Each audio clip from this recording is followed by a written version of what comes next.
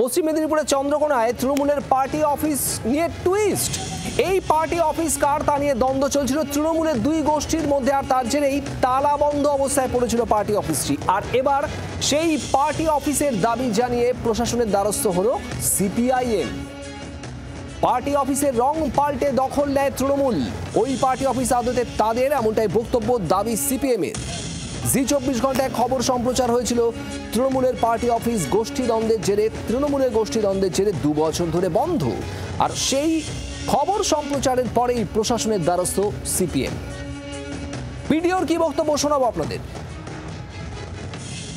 কালকেই ওনারা দরখাস্তটা দিয়েছেন ডিসিপি, আমি আজকেই দেখলাম দরখাস্তটা পেয়েছি। ওনাদের বক্তব্য, ওনারা ওই জমিটা ওনাদের আয়ত্তি জমি, ওনাদের নামে রেকর্ডও আছে, ওনারা যা দাবি করেছেন।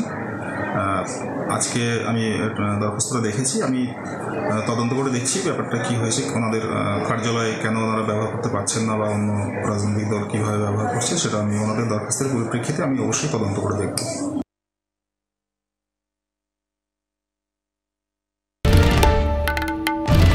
বাংলার আওয়াজ, বাঙালির আবেগ, জি 24 ঘন্টা।